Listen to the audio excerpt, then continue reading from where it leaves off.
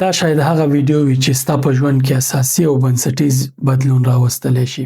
له تا نه یو واقعي مؤمن جوړولی شي او په تا کې د مؤمن خصوصیات را پیدا کولی شي، هم په دنیا کې دې بریالی کولی شي او هم په آخرت کې د جنت وارث کیدای شي. که دغه څو صفتونه چې زه درته یادوم په دې ویډیو کې، شپږ جمع څو صفتونه دي، د قرآن نه مې درته راټول کړي دي. الله پاک له دغو خلکو سره هم په دنیا کې او هم په آخرت کې د کامیابی، د فلاح، د سعادت، د ښه ژوند او د کامیابۍ وعده کړې ده. موږ او تاسې همیشه وایو چې مسلمانان یو، خو الله پاک قرآن کریم چې تل کله لولي له مؤمنانو سره یې وعدې کړي دي، د ښېګڼې، د نصرت، د کومک، د بریالي کېدو، د هر څه وعدې الله پاک له مؤمنانو سره کړي دي. د قرآن کریم له آیتونو مې درته د مؤمنانو صفتونه راټول کړي دي. په دې ویډیو کې درته بیانومه. قلم راواخله او کتابچه راواخله، دغه صفتونه له ځان سره ولیکه. په دې یوه میاشت کې که ته یوازې دغه کار وکړې، دغه صفتونه ځان ته ولیکې، دغه خصوصیات، دغه ځانګړتیاوې، دغه کرکټرونه چې الله پاک په قرآن کریم کې بیان کړي دي، ته یې ولیکې او دا عملي کړې او دغه خصوصیاتو پیدا کولو په ځان کې د دغه خصوصیاتو د زیاتولو هڅې وکړې. په دغه یوه میاشت کې که ته بل هېڅ زده نه کړې او دا زده کړې، دا ستا دپاره بس دی. یعنې ځکه د دې ویډیو یا د دې خصوصیتونو یا د دې موضوع څومره صفت تاته وکړم، همدومره کمه ده. خو په لنډه یې درته وایم، که ته غواړې یو کامیابه انسان شې، خوشحاله برکتي ژوند ولرې، هم په دنیا کې کامیاب شي او هم په آخرت کې د جنت وارث شي، هغه هم د جنت فردوس، نو دا ویډیو ستا دپاره ده. راځه دواړه ځو د قرآن کریم څو سورتونه د هغې نه دغه صفتونه را پیدا کوو چې الله پاک د مؤمنانو ځانګړتیا څه شی بیان کړې ده. ما درته مخکې ویلي وو چې عادي مسلمان او مؤمن سره جلا دي، فرق لري. مؤمن ځانګړې درجه ده، هر څوک دغه درجه کې نه دي. مسلمانان ډیر دي خو مؤمنان ځانګړي دي. که ته غواړې د مؤمنانو په قطار کې راشې، راځه دواړه یو څو شیبې وخت کې د مؤمنانو ځانګړتیاوې او صفتونه، خصوصیات زده کوو چې الله پاک ډیر واضح په قرآن کې بیان کړي دي او دوی سره یې د جنت فردوس وعده کړې ده. وخت ډیر نه تیروم، راځم د سورت المؤمنون پیل الله پاک په دغو صفتونو کوي. د سورت مؤمنون پیل په دې کېږي چې په تحقیق سره مؤمنان کامیابه شو، فلاح یې ترلاسه کړه، هم په دنیا کې او هم په آخرت کې. الله پاک څه فرمایي؟ اعوذ بالله من الشیطان الرجیم. دا اولینی آیت دی د سورت المؤمنون. قد افلح المؤمنون، په تحقیق سره کامیاب شو، بریالي شو، برلاسي شو، ویې ګټله. چا؟ مؤمنانو. اوس د مؤمنان څوک دي؟ الله پاک یې ځانګړتیاوې بیانوي. الذین هم فی صلاتهم خاشعون. لومړی ځانګړتیا یا لومړی خصوصیت د مؤمنانو څه شی دی؟ الذین هم فی صلاتهم خاشعون. هغه کسان دي مؤمنان چې په خپل لمونځ کې خشوع کوي. خشوع څه ته وایي؟ خشوع عاجزي، اهتمام، پام، په دقت، په آرامش، په ښه ترتیب سره لمونځ کول. هسې دغه په شان مخوکه نه وهل په ځمکه باندې چې کته پورته شي کته پورته شي، نه، په آرامش چې الحمدلله وایي، په معنا کې فکر کوي چې الله پاک درته څه وایي. ایاک نعبد و ایاک نستعین چې ته په لمونځ کې وایي، څه وایي؟ الله پاک نه کومه مرسته غواړي، څه ورته وایي، ځان ورته څنګه تسلیموي. په سجده کې په آرامش باندې پروت دی، په آرامه باندې په سجده کې پروت دی لمونځ کې. یعنې د لمونځ پوره اهتمام کې، هم د لمونځ د آدابو حرکات هم ډېر په آرامه کې. لمونځ چې کې حسابي پکې نه کې، د خلکو په خلاف فکرونه پکې نه کې، ذهن کې دې د خلکو کینې نه پالې، بلکې ټول پام دې دی کله چې ته الله اکبر وایې لمونځ ته داخلېږي، دنیایي شی نه ټول شاته غورځې او دا احساس پیدا کوې چې زه د ټولو کائناتو عظیم رب ته ولاړ یم او د هغه سره مکالمه مې روانه ده. دغې ته خشوع وایي. په عاجزي، په پوره اهتمام، په پوره پام. ته چې کله له یوه چارواکي سره، له یوه مقام سره کښېنې، هغه څوک چې تا باندې ډېر ګران یا ډېر ترې متاثر یې، څومره په ادب ورسره ناست یې، څومره په خپلو خبرو کې احتیاط کې، څومره په آرامه خبرې کې. آیا جله کې زر زر خبرې کې، زر زر حرکات کې، ابا تا ته وایي ته لیونی څه در باندې شوي دي؟ همدغه وضعیت ته له خپل رب سره لري. آرامه ناستې، باادبه، با احترامه، پوره پام کې د لمونځ. څومره چې درته په دې موضوع وغږېږم ته نه په همدې یوه صفت کافي به نه وي. اما لنډ لنډ یې درته وایم چې ویډیو اوږده نه شي. دویم صفت والذین هم عن اللغو معرضون. هغه کسان چې له عبثو، له چټیاتو، له بېځایه خبرو، له بېګټو خبرو مخ اړوونکي دي. هغوی چې په ناکاره او په بېځایه خبرو باندې خپل وخت نه تېروي. د دوی مشغولتیا همیشه ګټوره وي، مثبته وي.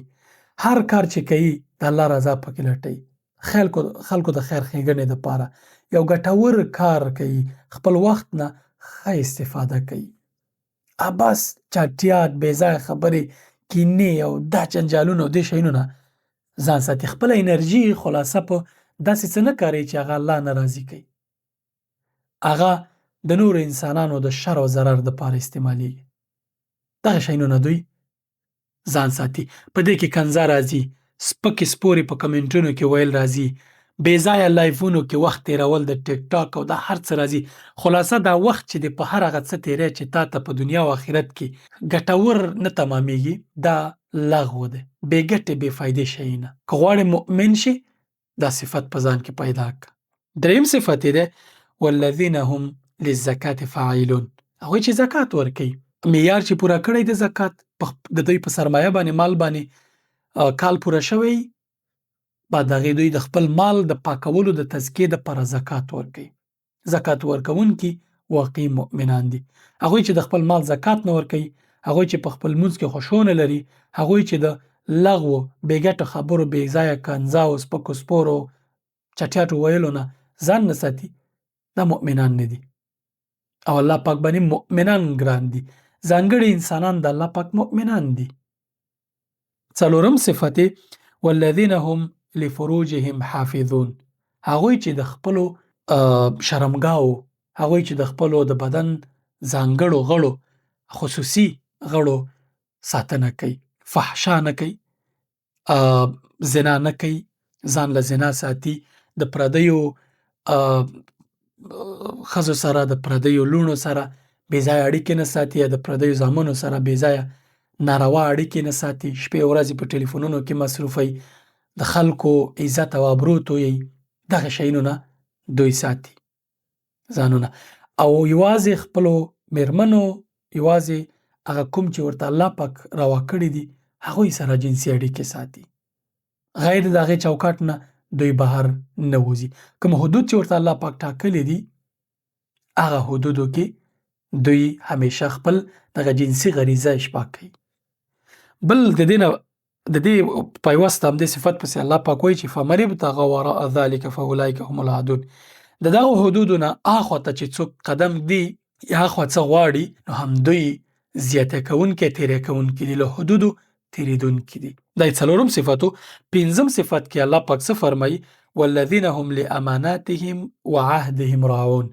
هغه کسان مؤمنان دي، د مؤمنانو دا صفت دی، پنځم صفت چې د خپلو ژمنو او هغه څه چې امانت دوی ته ورکړل شوي دي، د هغې ساتنه کوي. د الله پاک سره ژمنې حقوق الله کې او حقوق العبد کې، د انسانانو سره چې کومې ژمنې کوي، وعده کوي، په وعده درېږي، څه امانت چې دوی ته سپارل شوی هغه پوره کوي، قرض ورکړل شوی بیرته ادا کوي، دا هم امانت کې راځي. متاسفانه اوس داسې زمانه راغلې ده چې چاته قرض ورکړي ضایع کړي، دا امانت دی، دا به بیرته ستنې. که ته واقعي مؤمن غواړې جوړ شي، د خلکو قرضونه به ادا کړې. فکر کوي چې د چا لاس نه در رسېږي، الله شته. هم به په دنیا کې ملامتې او هم آخرت کې د دغه خلکو حق به ته حتما پرې کوې، د خپلو حسناتو نیکیو په ورکولو. که هغوی که ستا حسنات کمي، د هغوی ګناهونه به تا ته انتقالېږي. نو په دنیا کې د چا حق مه خوره. کومې وعدې چې د چا سره کولې، په وعده به درېږي. د مؤمن ځانګړتیا دا ده چې په خپلو وعدو ټینګ ولاړي. هم د الله سره چې کومې وعدې کړي دي، د لمونځونو په کولو، د زکات په ورکولو، د عبادت په کولو، دغه ټولو شیانو کې چې کوم وعده موږ الله پاک سره کړې ده، زموږ نیکونو آدم علیه السلام چې کوم وعده کړې ده، نورو پیغمبرانو ټولو موږ د هغې اتباع کوو.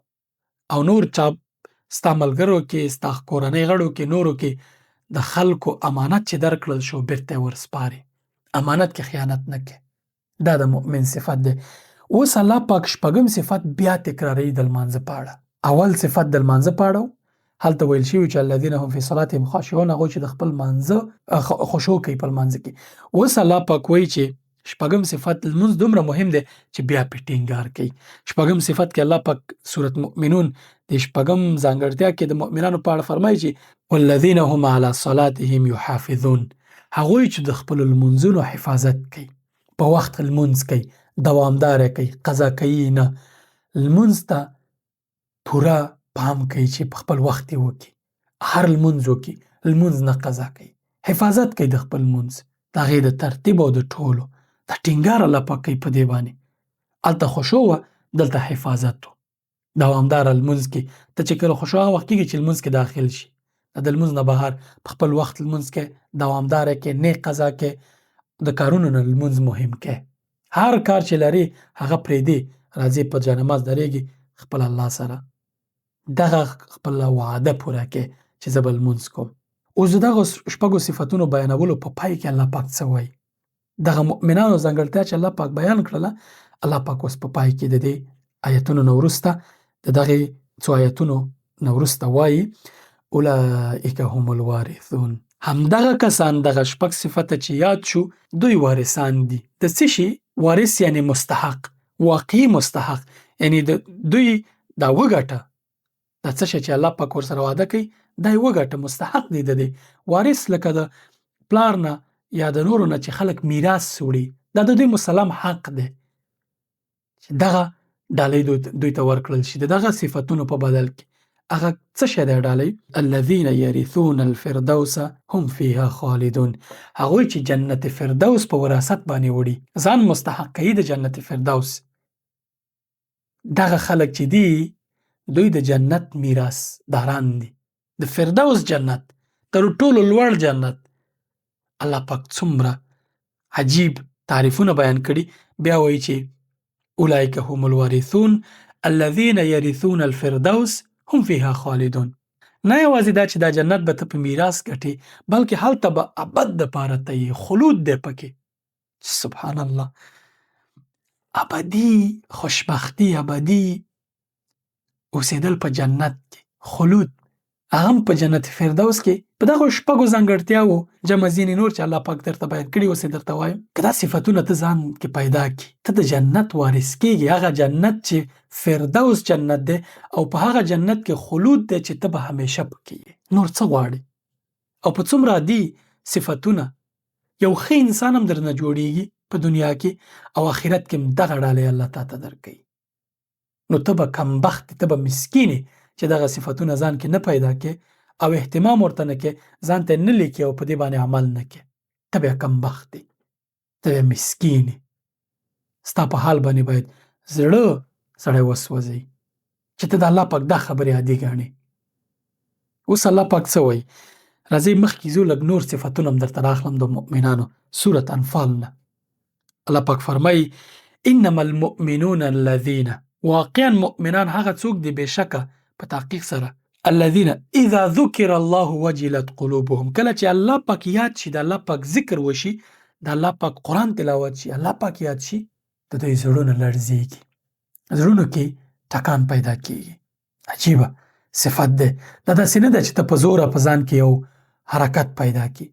کله چې الله یادېږي، کله چې هغه نور صفتونه ته خپل کړي او ته غواړې مؤمن شي، دې ځای کې دا کیفیت تا سره په خپله پیدا کېږي چې کله الله یادېږي، ستا به ورسره زړه ټکان کوي، خوند به اخلي د الله له یاد نه، خوند به اخلي د الله له ذکر نه، د هغه د تسبیح ویلو نه، زړه به دې پې مست وي. داسې غواړې به چې همدغه حالت کې واوسې. کله کله یو حالت په انسان راځي چې هغه تلاوت کوي، د هغې نه خوند اخلي، ته وایې چې همدلته باید تلاوت روان وي. کله چې ذکر کوې ته وایې چې همدلته باید ناست وي، ذکر مې کړ. کله چې لمونځ کوې ته وایې چې د لمونځ باید همداسې وږی روان وي، او زړه دې په دغه مینه مست وي د الله. څومره عجیب کیفیت دی. دا آیتونه درته لولم، بیا درته اوومه، اتمه او نهمه لسمه پورې صفتونه له دې آیتونو راوباسم. وَإِذَا تُلِيَتْ عَلَيْهِمْ آیاته زادتهم ایمانا، او کله چې په دوی باندې زموږ آیتونه لوستل کیږي، دوی ته زموږ نښې نښانو په اړه ویل کیږي، زموږ د قدرت په اړه ویل کیږي، زموږ صفتونه ورته بیانېږي، د الله پاک ځانګړي صفتونه ورته بیانېږي.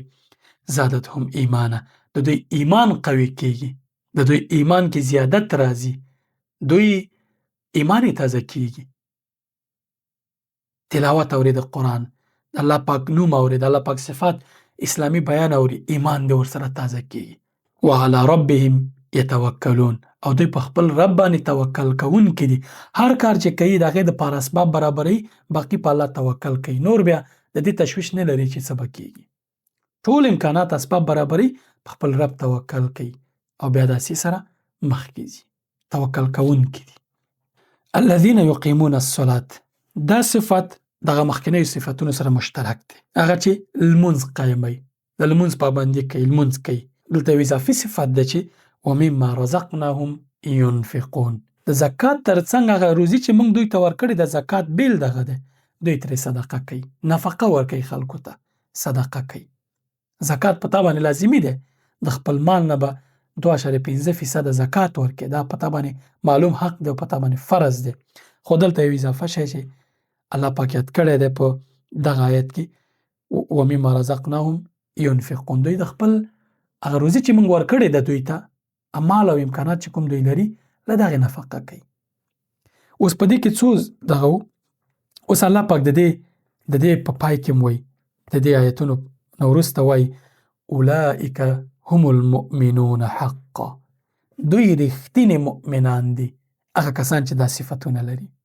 لهم درجات عند ربهم ومغفرة ورزق کریم، د دوی دپاره لوړې درجې دي، د خپل رب پر وړاندې بخښنه ورته کیږي، دوی بخښل شوي او ډیر ښه رزق دی د دوی دپاره، کرامت نه ډک رزق د دوی دپاره دی. الله پاک دوی ته پراخ برکتي خوشحالۍ او سعادت نه ډک رزق ورکوي. د څه په بدل کې دوی نفقه کوي، دوی لمونځ کوي او دغه نور صفتونه چې مې یاد کړ.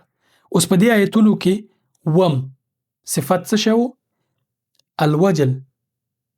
وجل څه ته وایي؟ چې کله الله پاک یادېږي ستا زړه کې لړزه پیدا کېږي، ویره پیدا کېږي د الله، یو ډول روب وي، یو ډول هیبت د الله ستا په زړه کې چې کله د هغه نوم یادېږي، کله چې الله یادېږي. ورپسې زیادت په ایمان کې چې کله تلاوت کېږي د قرآن. اتم دا دی، نهم په الله پاک باندې توکل، او لسم انفاق دی، نفقه ورکول دی. زه درته د دې ویډیو په آخر کې دا صفتونه ټول لیکم، سکرین شاټ یې واخله، دانه دانه ولیکه ځان سره. اوس دا د سورت انفال نه موږ دا لسمه پورې صفتونه راواخیستل.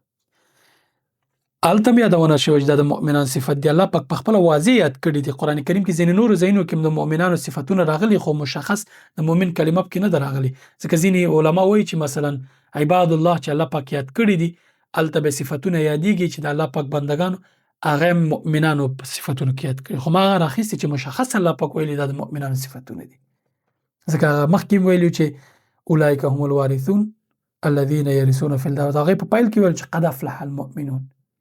اوس د دې آیتونه چې اوس مې درته ولوستل، د دې په پای کې الله پاک وایي چې اولئک هم المؤمنون حقا، دغه خلک چې صفتونه لري په حق په رښتیني ډول باندې مؤمنان دي.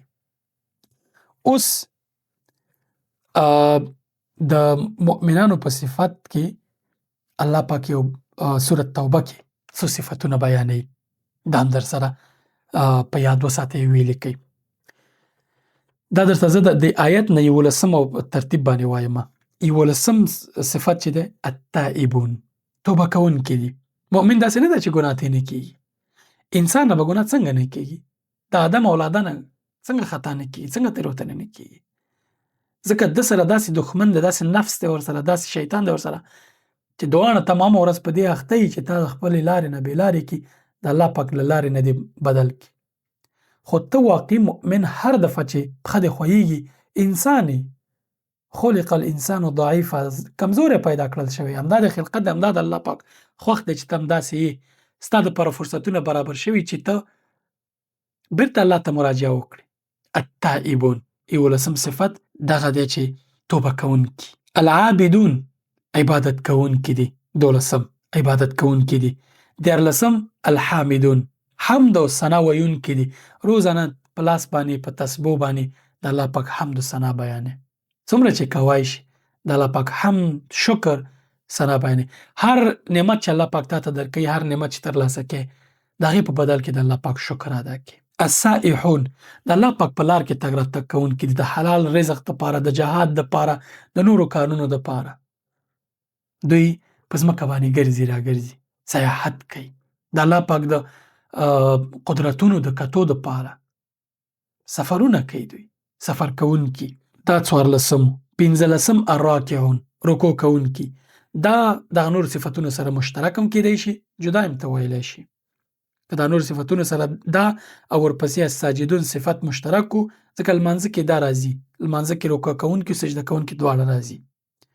بیا 2 صفته ته کمولی شو، 14 کولی شو، که نه بیا دا جدا جدا صفتونه که یاد کو، الراکعون رکوع کوونکي، الساجدون سجده کوونکي دي. ورپسې 14 صفت الآمرون بالمعروف. 14 الساجدون، 14 الآمرون بالمعروف والناهون عن المنکر. دا که 2 صفته جدا جدا کې، جدا هم کېدای شي، که نه یو صفت هم کېدای شي. په معروف، په نیکیو باندې خلکو ته سپارښتنې کوي، امر کوي، او له بدیو نه مخ نیوی کوي، په دعوت سره، په ښه وینا سره، په حکمت سره. ځکه الله پاک قاعده دا ټاکلې چې ادع الی سبیل ربک بالحکمه والموعظة الحسنه. په حکمت او نیکه خبره باندې د الله پاک لار ته خلک رابوله.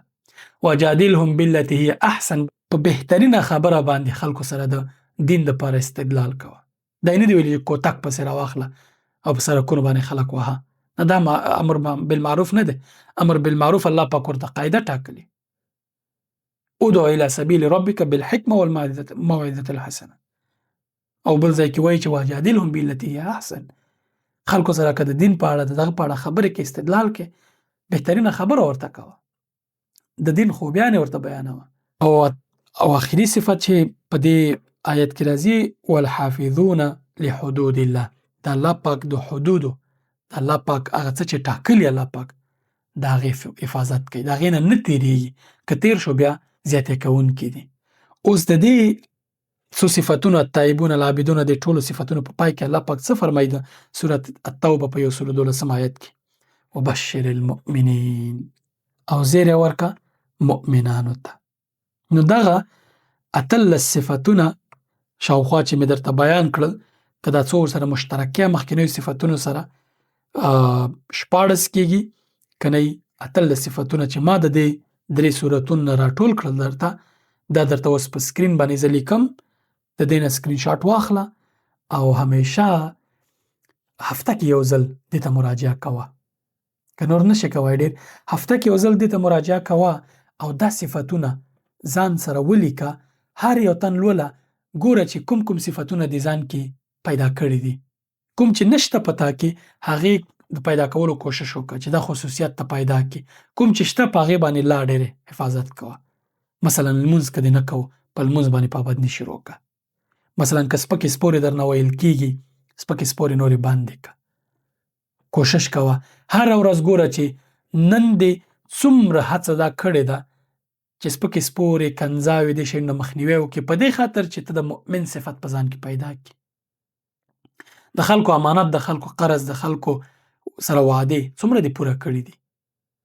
روزانه چک لیست ځان ته جوړ کړه او همدغې چک لیست باندې دغه ټول شیونه ځان ته ولیکه. روزانه مراجعه کوه، که زما باندې هر ماښام یې کوه. ګوره دا 18 یا 14 نقطې چې کومې دي، دې کې ګوره چې تا نن څه کړي دي په دې کې. هر یو تن چې وایي ټک مارک ورکوه، خانه خالي ورته جوړه کړه، ټک مارکونه ورکوه. د یو هفتې دپاره دا ولیکه، داسې ولیکه، یو هفتې دپاره خانې ورکه. هره ورځ ګوره چې په دې کې کوم صفتونه تا پیدا کړي دي، هغه ټک مارک کړه. د مؤمنانو ځانګړي صفتونه دي دا چې دې پیدا کړي دي، هر یو تن ته ټک مارک ورکړه. نن مې دا وکړه، نن مې دا وکړه، نن مې دا وکړه. ځان سره حسابي وکړه چې څومره صفتونه دې ځان کې پیدا کړي، څومره دې عملي کړي دي، څومره درنه پاتې دي. بله ورځ د هغې نه ډېر کوشش وکړه، کوم چې درنه پاتې د هغې په زیاتولو کې، د هغې عادتونو په ترسره کولو کې ځان سره کوشش کوه. هره ورځ ځان سره حساب کوه په دې کې. باور وکړه چې دا کار وکړي. باقي د الله پاک په لاس کې دی، خو دغه صفتونه چې الله پاک څه ویلي او کومه وعده یې کړې ده، ته به د جنت وارث یې انشاءالله. ته به نه یوازې د جنت وارث، تا ته وبشر المؤمنین الله پاک تا ته ویلي. او دلته الله پاک ویلي چې اولئک هم المؤمنون حقا، ته په رښتیني ډول باندې مؤمن یې. اول ته الله پاک درته ویلي چې اولئک هم الوارثون الذین یرثون الفردوس هم فیها خالدون. الله پاک دې ماته دا توفیق راکړي، دا اول زما دپاره دی، ما ځان ته لیکلی، بیا ستاسو دپاره دي. زه اکثره وخت دې ته مراجعه کوم، ځان سره ګورم چې په دې کې کوم صفتونه زه ځان کې پیدا کړم، کوم را پکې نشته دی چې هغه ډېر کړم، هغه ځان کې دغه خصوصیتونه ځان کې پیدا کړم، او کوم چې دي هغه ډېر کړم. نو دغه صفتونه ستا د بچ کېدو، ستا د ژغورل کېدو، جنت مستحق کېدو لامل کېدای شي. نور که څوک در باندې ګرانې دا ویډیو ورولېږه، الله پاک دې مؤمنان ډېر کړي. که مؤمنان په ټولنه کې ډېر شو، د ټولنې وضعیت ورسره بدلېږي، ځکه الله پاک هر ځای وعده د مؤمنانو سره کړي. قرآن کریم هر ځای بهترینه وعده وګوره، د نصرت، د کومک، د پراخه رزق، د هر څه د ښه ژوند مؤمنانو سره شوې ده. نو دغه صفتونه ځان کې پیدا کړه، مؤمن کېږي. او چې ته مؤمن شې، زه مؤمن شم، نور ټولنه کې مؤمنان ډېر شي، زموږ ټولنې، زموږ هېوادونه ورسره بدلېدای شي، برخلیکونه زموږ بدلېدای شي. همدې سره السلام علیکم ورحمة الله.